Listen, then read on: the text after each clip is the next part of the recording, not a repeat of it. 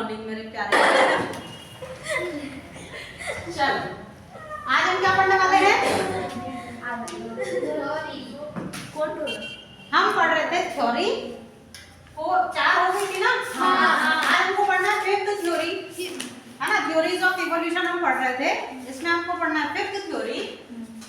किसके द्वारा दी गई थी ये थ्योरी दी गई थी ओपेरिन और हेल्डेन के द्वारा, और इन्हीं के नाम पर इस थ्योरी का नाम है। ठीक है, लिखो Oparin Haldane theory. Spelling check कर लेना, ये आई ई में मैं जरा कंफ्यूज हो जाती हूँ, पता ही नहीं क्यों। ठीक है, और इन्होंने ये जो थ्योरी है इसको 2 पार्ट में डिवाइड किया था। इन्होंने एक बताया था कीमोजेनी। क्या बताया था? कीमोजेनी। और कीमोजेनी क्या है? मतलब first life arrows from any chemical. क्या बोला था इन्होंने कि जो पहली लाइफ आई थी वो किसी केमिकल से आई थी। ठीक है, लिखो इसका पोस्टुलेट। फर्स्ट लाइफ, तुम लोग लिखो, हिंदी में लिखो। सबसे पहले जीवन किसी केमिकल से बना था। फर्स्ट लाइफ अरोज फ्रॉम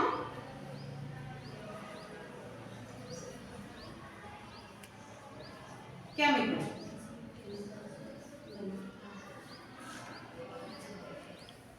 तो फिर बात ये आई कि भाई जो थ्योरी ऑफ एबायोजेनेसिस है उसको क्यों नकार दिया आपने, है ना। ये प्रॉपर उसके बारे में प्रूफ दे रहे हो, और वहां तो उन्होंने क्या बोल दिया था कि स्पॉन्टेनियसली गेहूं के, है ना, गेहूं से भरे हुए पोटली में चूहे जनरेट हो गए, है ना, इसलिए उसको नकारा था। अब यहाँ पर तो इसके बारे में प्रॉपर प्रैक्टिकल करके इन्होंने बताया। दूसरा क्या बोला? दूसरा इन्होंने दिया था बायोजेन। दूसरा पोस्टुलेट क्या दिया था? बायोजेन। और इसके लिए इन्होंने क्या कहा था कि इसके बाद की जो लाइफ बनी, है ना, बाद में जो लाइफ बनी वो इस प्री एग्जिस्टिंग लाइफ से बनती गई। देन लाइफ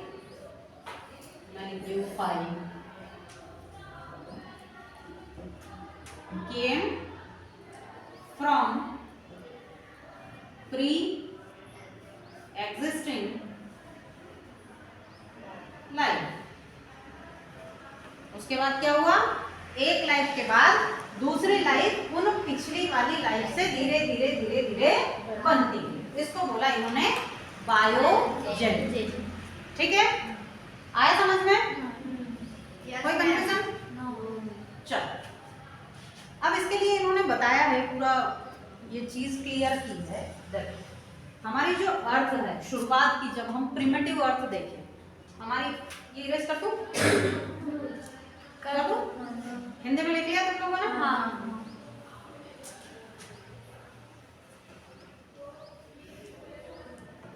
अगर हम प्रिमिटिव अर्थ की कंडीशन देखें, अब प्रिमिटिव जो अर्थ है हमारी, अगर आज भी हम अर्थ देखें तो अर्थ क्या है? पूरा गोला तो है नहीं, कैसी है? अंडाकार। अरे ऊबड़ खाबड़ है ना पूरी। कहीं पर पहाड़ है, कहीं पर खाई है, समुद्र के नीचे नीचे भी बड़ी बड़ी चट्टानें हैं, गहरी खाई वगैरह है। ठीक है, तो हमारी अर्थ ऐसे थी। अब इस अर्थ पर वॉल्केनिक इरप्शंस चलते रहते हैं, है ना। क्या चलते थे?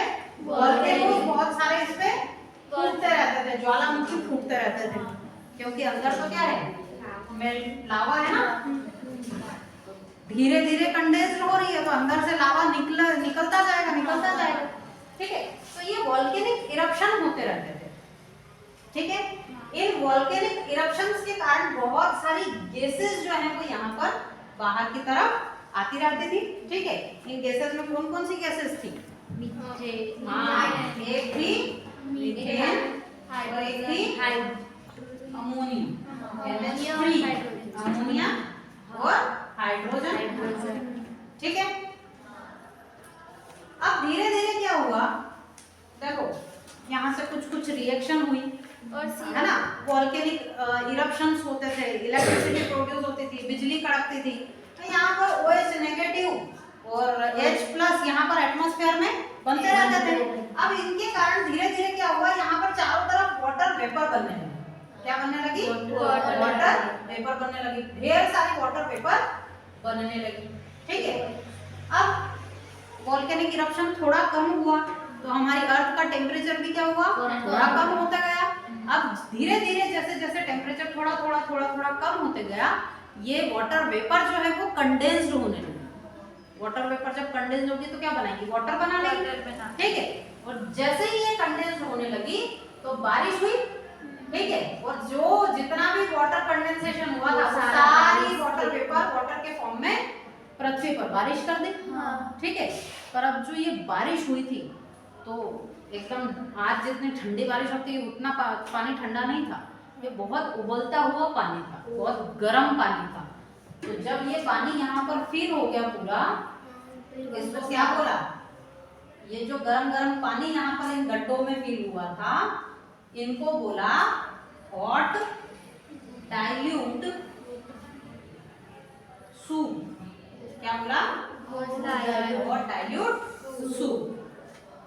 ठीक है, और इसी हॉट डाइल्यूट सूप में ये सारी चीजें घूम रही थी। ठीक है, इसमें थी CH4, NH3 और H2।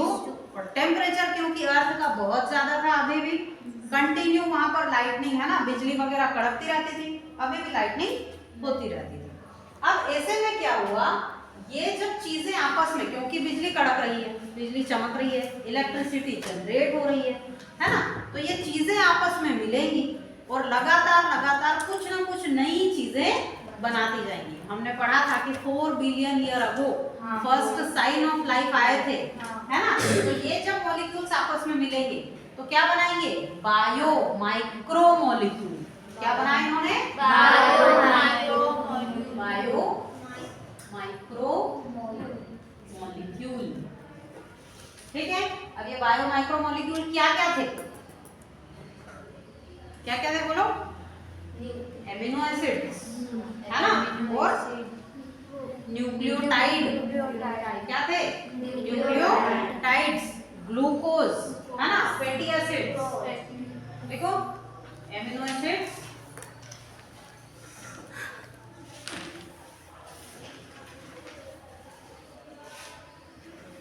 ग्लूकोज और फैटी एसिड्स और न्यूक्लियोटाइड्स,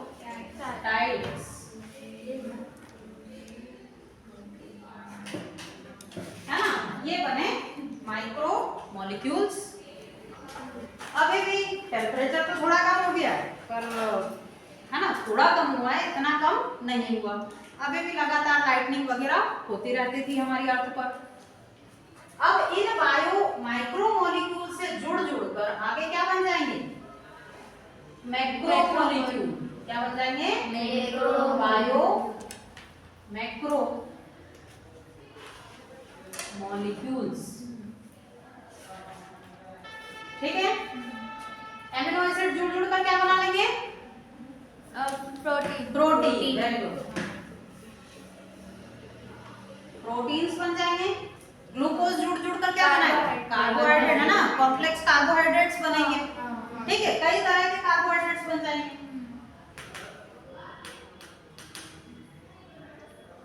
ठीक, फैटी एसिड जुड़ कर क्या बना लेंगे?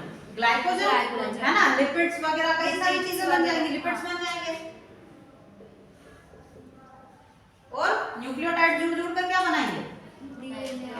हाँ, पहले जो हमारा जो जेनेटिक मटेरियल था वो क्या था? आरएनए। क्या था? आरएनए, है ना, पर आरएनए अनस्टेबल था, पढ़ाया था मैंने जब हम डीएनए पढ़ रहे थे। आरएनए अनस्टेबल क्यों होता है? नहीं, वो एक ही OH। हाँ, एक OH कौन से नंबर का? नंबर सेकंड का OH ग्रुप यहाँ पर होता है, क्योंकि OH ग्रुप है ना फंक्शनल ग्रुप है, इस वजह से ये क्या हो जाता है? अनस्टेबल हो जाता है। तो ये फिर आरएनए की जगह ले ली धीरे धीरे डीएनए। पर पहले तो क्या था हमारा जेनेटिक मटेरियल? आरएनए ही था। यही है हमारा आरएनए वर्ड हाइपोथेसिस, उसमें पढ़ा था हमने, है ना, मॉलिक्यूलर बेसिस ऑफ इनहेरिटेंस में। ठीक, तो न्यूक्लियोटाइड जुड़ कर क्या बनाएंगे? आरएनए। तो पहला जो जेनेटिक मटेरियल था वो क्या था? आरएनए। ठीक है, करो नोट, कर लिया।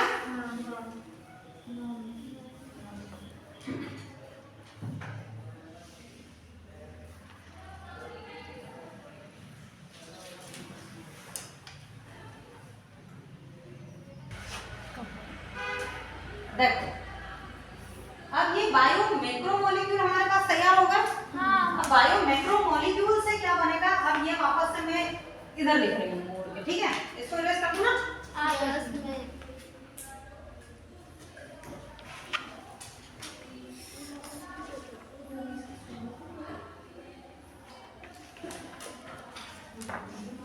देखो ये जो बायो मैक्रोमोलिक्यूल है भाई हमारी सेल के अंदर क्या है, आज अगर हम हमारी सेल देखें तो सेल के अंदर क्या है, आरएनए होगा, डीएनए होगा, लिपिड होंगे, कार्बोहाइड्रेट होंगे, यही होते हैं हमारी सेल्स में, ठीक है। तो इन बायो मैक्रोमोलिक्यूल से के पास में आने से एक सेल तो नहीं थी, सेल लाइक एक स्ट्रक्चर बनी थी जिसको हम बोल सकते हैं प्रीकर्सर ऑफ सेल। इसका नाम दिया था ओपेरिन और हेल्डेन ने प्रोटोबायोन। क्या नाम दिया था? प्रोटोबायोन। ठीक है, ये जो प्रोटोबायोन है ये थे दो टाइप के। कितने टाइप के थे? दो टाइप के। एक बने थे कोएसरवेट, क्या थे? कोएसरवेट, और एक थे माइक्रोस्फेयर। क्या थे? माइक्रोस्फेयर। दो तरह के प्रोटोबायोंट बने थे। क्या है ये? माइक्रोस्फेयर जैसे आपका हॉट डाइल्यूट सूप ये है ना, और उसमें कहीं कहीं कोई ऐसे स्ट्रक्चर है जहां पर ये जो मॉलिक्यूल्स है ये बहुत ज्यादा कंडेंस्ड, बहुत ज्यादा ऐसे पास पास में आए हुए। तो माइक्रोस्फेयर ये सिर्फ है प्रोटीनेशियस स्ट्रक्चर। माइक्रोस्फेयर किसके बने हैं? प्रोटीन के। ठीक है, मतलब प्रोटीन के मॉलिक्यूल क्या हो गए, बहुत ज्यादा पास पास में आ गए और एक गोल जैसी स्ट्रक्चर बना ली जिसको बोल दिया माइक्रोस्फेयर। और कोएसरवेट क्या है? वैसे ही है, आपका हॉट डाइल्यूट सूप तैर रहा है और यहाँ पर कुछ मॉलिक्यूल्स जो है वो बहुत ज्यादा पास पास में आ गए हैं और एक स्फीयर बना लिया है। ठीक है, इसको बोला कोएसरवेट। और इसमें दो चीजें हैं, कौन कौन सी है? एक है कार्बोहाइड्रेट। क्या है? कार्बोहाइड्रेट। और एक है प्रोटीन।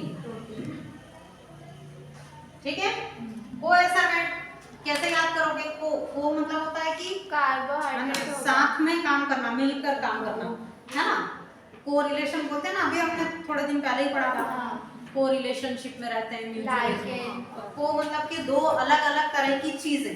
ठीक है, तो कार्बोहाइड्रेट और प्रोटीन आपस में मिलकर एक स्फीयर स्ट्रक्चर बना लेते हैं जिनको बोलते हैं कोएसरवेट्स। ठीक है, कोएसरवेट क्या है? Clusters of carbohydrate and protein. और माइक्रोस्फीयर क्या है? Clusters of protein. क्लस्टर मतलब कि ग्रुप, एक गुच्छा। ठीक है, चले।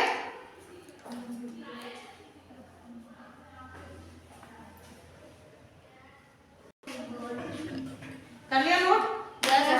देख अब क्या हुआ, क्योंकि उस समय टेम्परेचर तो बढ़ा हुआ ही था, अभी इतना ये जो हम पढ़ रहे हैं उस समय की अर्थ का टेम्परेचर इतना ज्यादा ठंडा नहीं हो गया, अभी भी टेम्परेचर बहुत ज्यादा है। और ये आज भी साइंटिस्ट ने प्रूव कर दिया है कि अगर आप ऐसे प्रोटीन का क्लस्टर लो और उसके ऊपर लिपिड डाल दो तो लिपिड्स जो है वो उनके ऊपर क्या करेंगे, अपने आप एक लेयर बना के अरेंज हो जाएंगे, है ना। कार्बोहाइड्रेट और प्रोटीन के क्लस्टर लो और उनके ऊपर अगर आप लिपिड की लेयर डाल दो तो अपने आप को क्या करेंगे, एक लेयर बना देंगे, आसपास चारों तरफ उनके लेयर बना देंगे। ठीक है, अब देखो सेल कैसे बनी। बाय चांस इन कोएसरवेट के अंदर कोई आरएनए ट्रैप हो गया होगा। आरएनए तो है ही ना हमारे एटमॉस्फेयर, आरएनए ट्रैप हो गया होगा, उसके बाद कोएसरवेट बना, उसके ऊपर लिपिड ने अपनी लेयर बना ली। और आरएनए की तो टेंडेंसी ही थी शुरुआत से कॉपी तैयार करने की। ठीक है, बस और इस तरीके से बन गई हमारी पहली सेल, ठीक है। और जो पहली सेल बनी थी वो थी प्रोकैरियोटिक सेल। क्या थी? प्रोकैरियोटिक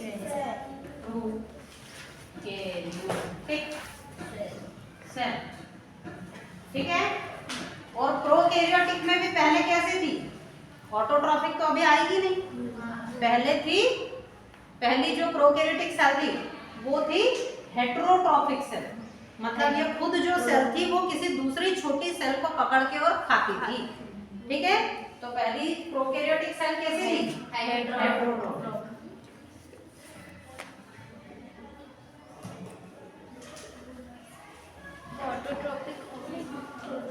ठीक है।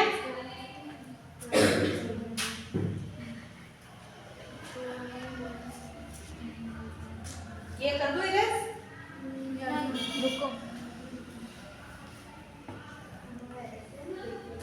देखो ये जो हेटेरोट्रॉफिक सेल थी, अब इससे फर्दर डेवलपमेंट हुआ ऑटोट्रॉफिक बैक्टीरिया का, ऑटोट्रॉफिक सेल्स का, ठीक है।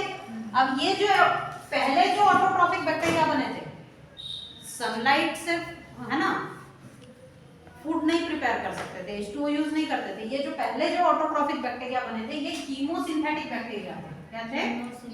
Chemosynthetic, chemosynthetic autotrophic bacteria, chemosynthetic bacteria मतलब केमिकल का यूज करके और अपना खाना बनाते थे। इसके बाद इन कीमोसिंथेटिक बैक्टीरिया के बाद में बने थे हमारे ऑटोट्रॉफिक बैक्टीरिया, जो कि सनलाइट यूज करके और फोटोसिंथेसिस करते हैं, है ना, फोटोसिंथेटिक बैक्टीरिया जो बोलते हैं, ठीक है। फोटोसिंथेटिक बैक्टीरिया, और ये जो शुरुआत में फोटोसिंथेटिक बैक्टीरिया बने थे ये ऑक्सीजन रिलीज नहीं करते थे, ये सल्फर बैक्टीरिया थे और ये रिलीज करते थे सल्फर, ठीक है, सल्फर बैक्टीरिया। हाँ, और सल्फर बैक्टीरिया के बाद जो डेवलपमेंट हुआ तब हुआ ऑक्सीजनिक बैक्टीरिया का, जो कि फोटोसिंथेसिस करते थे और ऑक्सीजन रिलीज करते थे, ठीक है। तो ये है हमारा प्रोकैरियोटिक की फाइलोजेन, नोट कर लो इसको।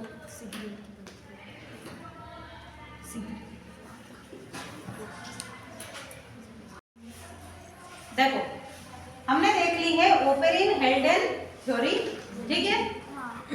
क्या दिया इन्होंने? एक दिया कीमोजेनिक, मतलब क्या हुआ इसका? केमिकल्स, है ना, first life arrows from any chemical, किसी केमिकल से पहली लाइफ बनी थी, ठीक है। और उसके बाद उन्होंने क्या दिया? बायोजेनिक, मतलब जो बाद में लाइफ आई वो उस पहले वाली लाइफ से धीरे धीरे धीरे बनती गई और उनमें इवोल्यूशन होते, ठीक है। अब कई लोगों ने इसको भी रिफ्यूज कर दिया, पर दो और साइंटिस्ट थे, यूरे एंड मिलर। कौन थे? यूरे एंड मिलर। स्पेलिंग चेक कर लेना जरा, ठीक। इन्होंने एक एक्सपेरिमेंट किया, उस एक्सपेरिमेंट को इनके नाम के ही ऊपर नाम दे दिया गया, यूरे मिलर एक्सपेरिमेंट।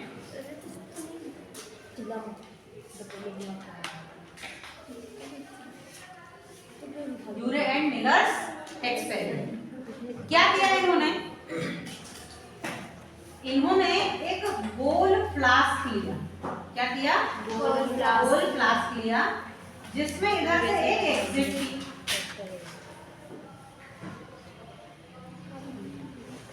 इस फ्लास्क में फील किया है, क्या क्या फील किया है? जो हमारी प्रिमिटिव अर्थ के एनवायरनमेंट में था, क्या क्या था? मेथेन, मेथेन, है ना, CH4, और क्या था? अमोनिया, H2, NH3 और H2 और CO2। CO2 यहाँ पर नहीं लिया। इन्होंने इसका रेशो क्या रखा? 2:1:2, ठीक। फिर क्या किया? ये जो ट्यूब इस फ्लास्क से निकल रही है, इस फ्लास्क के चारों तरफ एक कंडेंसर लगा दिया। कंडेंसर क्या होता है? कैपेसिटर वो फिजिक्स वाला कंडेंसर। बायो वाला कंडेंसर क्या है? दो प्रोसेस होती है, वो छोटे छोटे से पढ़ते आ रहे हो। एक पढ़ते हैं हम इवोपरेशन। हाँ क्या होता है? वाष्पोत्सर्जन हाँ, जिसमें वाष्पोत्सर्जन होता है। वाष्प बन के हो जाता है। वही दिक्कत वही है, जब भी मतलब पूछो तो हम ट्रांसलेशन कर देते हैं। ठीक है, इवोपरेशन मतलब कि water convert into the vapour. जब जल से वाष्प बन जाते हैं तो ये प्रक्रिया कहलाती है इवोपरेशन। अब इसका उल्टा कर दो। जब वाष्प संगठित होकर जल बना देते हैं, जो संगठित बोल रहे हैं उसको बोलते हैं हम कंडेंस होना। When vapour condensed into liquid form, तो कंडेंस हो रही है मतलब क्या हो रहा है? कंडेंसेशन। और ऐसा इक्विपमेंट जो कंडेंसेशन करवा दे उसको बोलते हैं कंडेंसर। ठीक है, अब देखो कंडेंसेशन दो तरीके से हो सकता है। या तो जो वेपर आ रही है उसका टेम्परेचर कम कर दो, या उसकी जगह कम कर दो, प्रेशर बढ़ा दो। ठीक है, तो हम क्या करते हैं, यहाँ पर इसके जो ये कंडेंसर है यहाँ पर ठंडा पानी डालते रहते हैं और इधर से ये पानी जो है वापस से निकलता रहता है। इधर से चिल्ड वाटर आएगा, है ना, इधर से चिल्ड वाटर और इधर से निकलता जाएगा। ठीक है, तो ये ट्यूब में जो भी चीज आएगी वेपर के फॉर्म में, वो लिक्विड फॉर्म में कन्वर्ट होती जाएगी। ठीक है, अब इस लिक्विड को ज्वाइन कर दिया इधर इस तरीके से, यहाँ पर, यहाँ एक बना दिया इसके लिए आउटलेट। ठीक, अब क्या किया, एक और गोल फ्लास्क लिया और इस फ्लास्क में ले लिया, फिल कर दिया वाटर, है ना। क्या फिल किया? वाटर। और इस वाटर को कंटिन्यूअसली हीट करना है। ठीक है, अब ये जो फ्लास्क है इसको ज्वाइन कर दिया वापस से हमने इधर, और ये जो ऊपर वाला फ्लास्क है इससे ज्वाइन कर दिया। ये हमारा इंस्ट्रूमेंट तैयार हो गया। ठीक है, अब क्या करेंगे हम, यहाँ पर लगा दो इलेक्ट्रोड। क्या लगा दो? इलेक्ट्रोड, है ना। इलेक्ट्रिसिटी का कुछ ना कुछ व्यवस्था कर दो यहाँ पे। ठीक है, हो गया। इक्विपमेंट बन गया हमारा सही। फिल कर दिया यहाँ पे पानी। ठीक,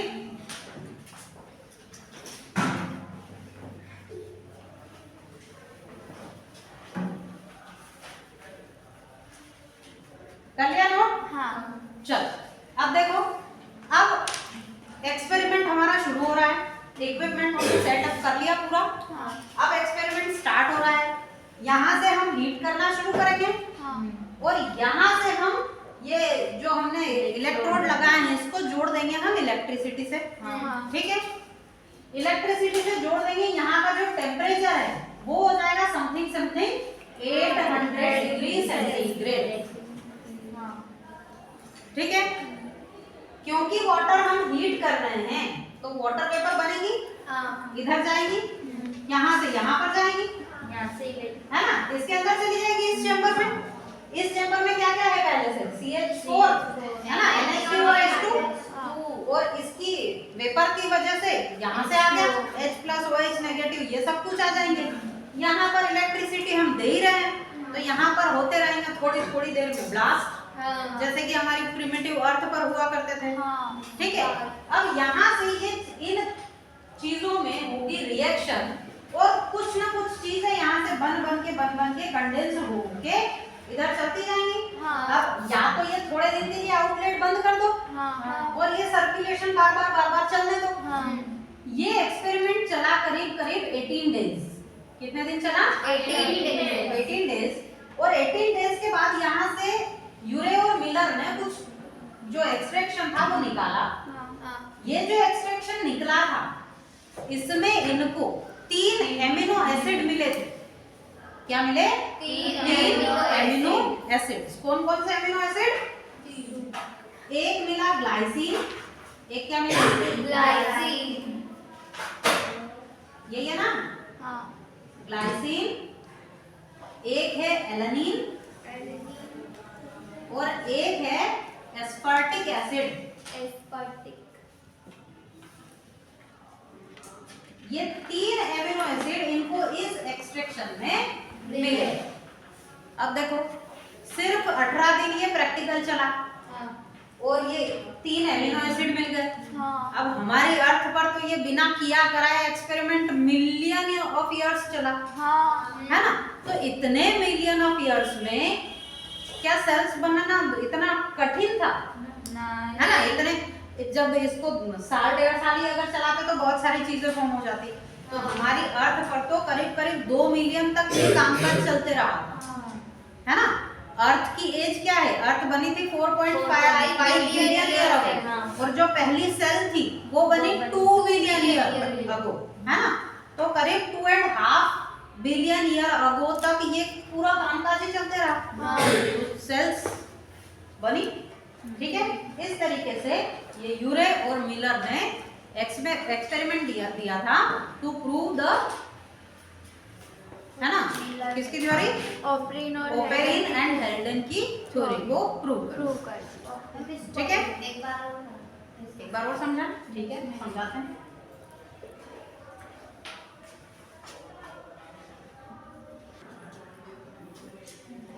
हो गया?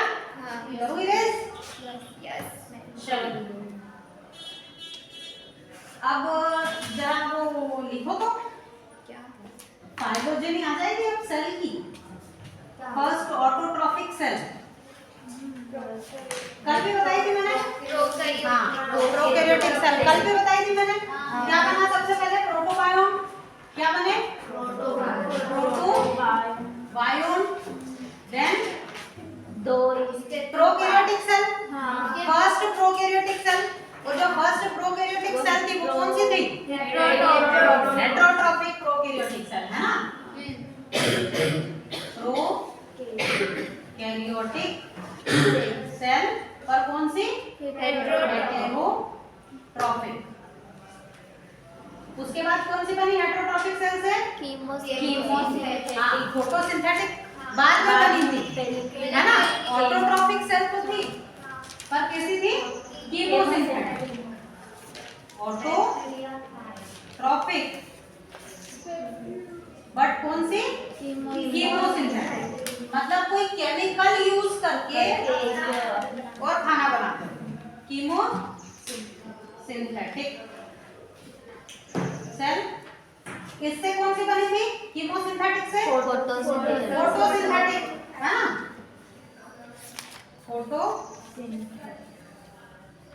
फोटोसिंथेटिक बोल दो या इसको फोटो ऑटोट्रॉफिक बोल दो, ज्यादा बेटर है ना। Photo autotrophic. इससे कौन सी बनी, अच्छा ये भी, ये जो फोटो ऑटोट्रॉफिक थी ये भी 2 तरह की थी। कौन कौन सी थी ये, हाँ, एक वो पर्पल सल्फर बैक्टीरिया, वो H2O यूज नहीं करते थे, है ना। फोटोसिंथेसिस के लिए H2O यूज नहीं करते थे, H2S यूज करते थे। और क्योंकि H2S यूज करते थे इसलिए सल्फर रिलीज करते थे। शाबाश, हैं गधों वाले। और दूसरा कौन सा थे, oxygenic bacteria that use H2O for the photosynthesis and release oxygen. Very, ठीक है। चलिए, थ्योरीज ऑफ इवोल्यूशन हुई खत्म। आज अब हम अगला टॉपिक शुरू कर रहे हैं हमारा। कर दो ये, कल भी तो पढ़ा था ये।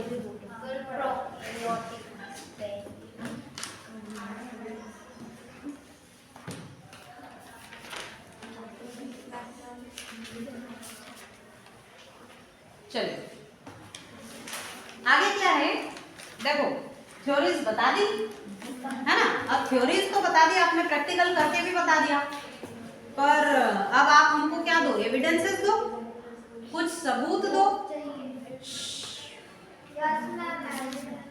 एविडेंस दो, सबूत दो कि भाई आप बोल रहे हो कि हाँ इवोल्यूशन हुआ और हमने मान लिया, पर हम नहीं मानेंगे, है ना, जब तक आप लोग कुछ एविडेंसेस नहीं देते।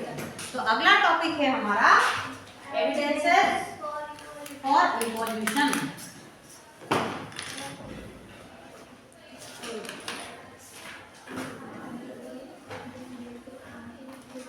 Evidences for evolution. ठीक है, कई सारे एविडेंसेस पढ़ेंगे। जैसे अभी पहला हम पढ़ रहे हैं पैलिएंटोलॉजिकल एविडेंसेस। पैलिएंटोलॉजिकल evidences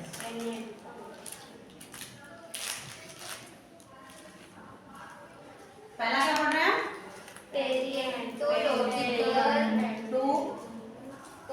logical evidences. एक तो ना स्पेलिंग बड़ी ना गड़बड़ कर देती है। पैलिएंटोलॉजिकल एविडेंसेस, ठीक है। क्या होता है पैलिएंटोलॉजी? मतलब क्या?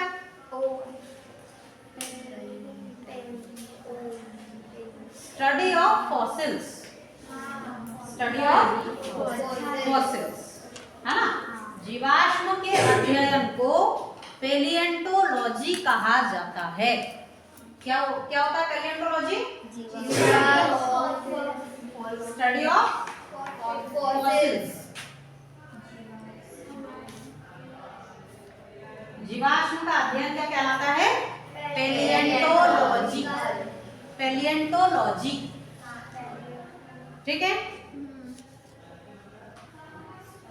जीवाश्मिकी बोलेंगे शायद हिंदी में, है ना।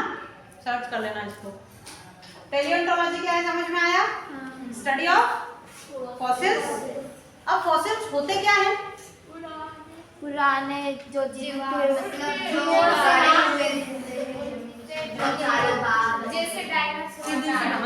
सीधी सी बात है, गड़े मुर्दे। हम साइंटिस्ट, एविडेंस तो हम गड़े मुर्दे उखाड़ेंगे हम, है ना। चलो मिलकर उखाड़ते हैं गड़े मुर्दे, है ना। अब क्या होता है, देखो किसी भी नेचुरल डिजास्टर की वजह से, जैसे बाढ़ आ गई, भूकंप आ गया, है ना, कुछ कई तरह के डिजास्टर हो सकते हैं, या मेन मेड डिजास्टर की वजह से। जैसे अभी 2016 में नेचुरल डिजास्टर आया था केदारनाथ में, है ना, बाढ़ आ गई थी, तो बहुत सारे लोग बह गए थे, ठीक है। और अभी पिछले साल ही तो आया था, वो साउथ में, हाँ, तूफान ताउते, हाँ, है ना, शायद यही आया था ना। हाँ, ताउते तूफान ही आया था। तो कई सारे नेचुरल डिजास्टर की वजह से क्या होता है, भूकंप, बाढ़ वगैरह, इसकी वजह से। या जैसे डायनासोर खत्म हो गए थे, ऐसा बोलते हैं कि कॉमेट आया था और धरती से टकरा गया था तो आग लग गई थी, है ना, उस वजह से सारे खत्म हो गए, है ना। कुछ भी हो सकता है। अब अर्थ की लेयर के नीचे देखो, मान लो बाढ़ आई, वो जम गए एनिमल्स नीचे, अब उसके ऊपर मिट्टी की परत परत परत परत चढ़ती जाएगी, ठीक है। अगर मान लो इनका डिकम्पोजिशन हो गया तो इनकी बॉडी से जो लिक्विड फेट वगैरह उसका बन जाएगा पेट्रोलियम, ठीक है। पर मान लो ये चट्टानों के बीच में प्रेस हो गए तो वहाँ पे तो डिकम्पोजिशन नहीं होगा। या अगर उनकी बॉडी के हार्ड पार्ट है, स्किन वगैरह है, हेयर्स है, तो उनका तो डिकम्पोजिशन हो जाएगा। पर हार्ड पार्ट की या तो छाप छप जाएगी, है ना, या जैसे बर्फ में अगर दब गए, जैसे वो, है ना, मेमथ, तो ऐसा कैसा हमको मिल जाएगा, उनकी हड्डियां वगैरह पूरी ऐसी एज इट इज मिल जाएगी, ठीक है। तो इनको हम बोलते हैं फॉसिल्स, मतलब remains of organisms. Remains of organisms, remains of organisms को बोला जाता है फॉसिल्स। क्या है फॉसिल्स? मिट्टी के नीचे दबे हुए पुराने जीवों के बचे हुए पार्ट्स, बचे हुए कुछ हिस्से, हार्ड पार्ट जैसे बोन हो सकता है, या उनकी बनी हुई प्रिंट, है ना, किसी दूसरी चट्टान पर बनी हुई प्रिंट, इसको बोलते हैं फॉसिल, जीवाश्म, ठीक है। लिखो,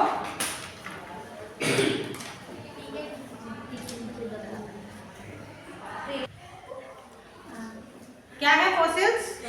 मिट्टी के नीचे दबे हुए जीवों के बचे हुए remains of hard parts of organisms